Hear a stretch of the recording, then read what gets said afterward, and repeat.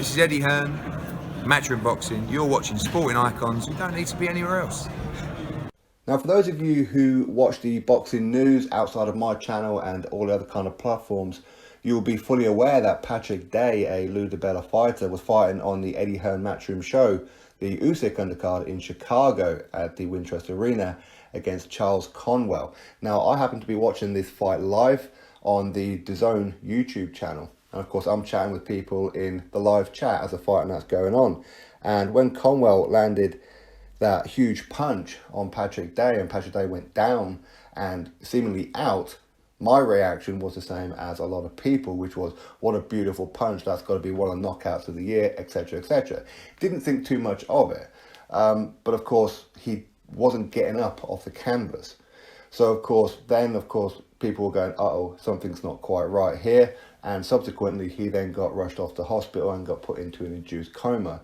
So my kind of like initial reaction, and many other people's, of what a beautiful punch, knockout of the year, all this kind of thing, has now turned into tragedy, because Lou DiBella has released a statement saying that Patrick Day has in fact passed away today, which is awful, absolutely awful. Now, Lou DiBella, he put out a very long statement, so I'll read it out for you. Patrick Day passed away today, October the 16th, 2019, succumbing to the traumatic brain injury he suffered in his fight this past Saturday, October the 12th, at the Winchester Arena in Chicago, Illinois. He was surrounded by his family, close friends, and members of his boxing team, including his mentor, friend, and trainer, Joe Higgins. On behalf of Patrick's family team and those closest to him, we are grateful for the prayers, expressions of support, and outpouring of love for Pat that have been so obvious since his injury. Before establishing himself as a world-class professional fighter, Pat was a highly decorated amateur. He won 2 national titles, the New York Golden Gloves tournament, and was an Olympic team alternate, all in 2012. Day turned professional in 2013 and overcame early career struggles to become a world-rated super welterweight contender. He captured the WBC Continental Americas Championship in 2017 and the IBF Intercontinental Championship in 2019. In June 2019, he was rated in the top 10 by both the WBC and IBF.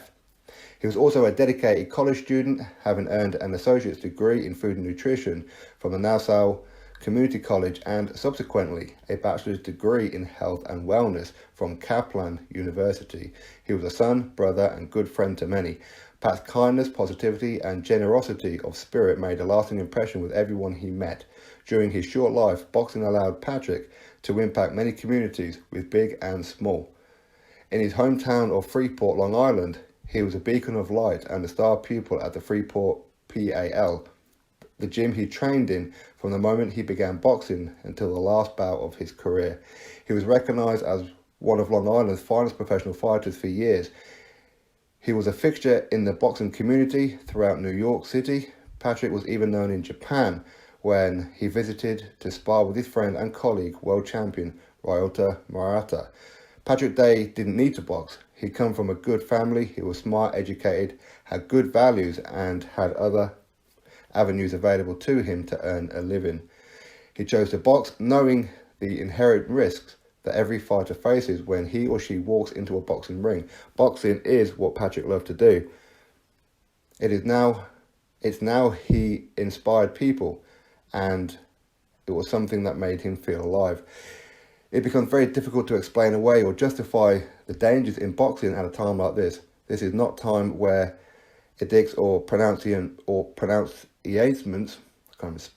are appropriate or the answers are readily available. It is, however, a time for a call to action. We don't have the answers. We certainly don't know many of the questions, have the means to answer them, and have the opportunity to respond responsibly and accordingly, and make boxing safe for all who participate. This is a way we can honour the legacy of Pat Day. Many people live much longer than Patrick's 27 years, wondering if they made a difference or positively affected their world. This was not the case for Patrick Day when he left us.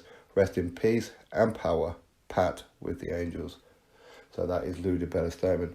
So listen, first of all, apologies. There was quite a lot to try and read on this very tiny screen here.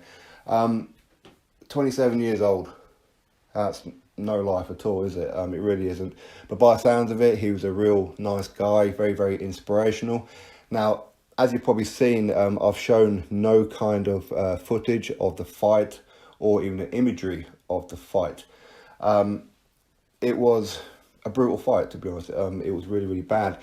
Now, of course, this comes in light of recent other boxers who have lost their lives even over like the past few months, and over the past couple of years even more so.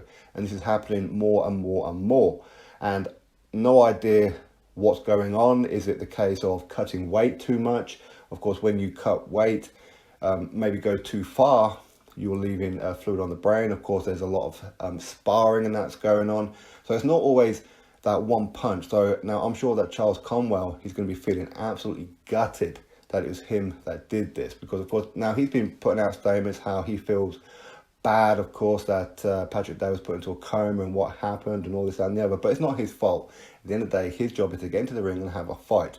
They all know the risks, but it doesn't make it any easier, does it? Now, I don't know Patrick Day, I've never spoken to him or anything like that, but it doesn't matter. The fact is he's part of the boxing fraternity, isn't he? And something like this happens, it affects everybody and makes people question, what is it that's really important in life?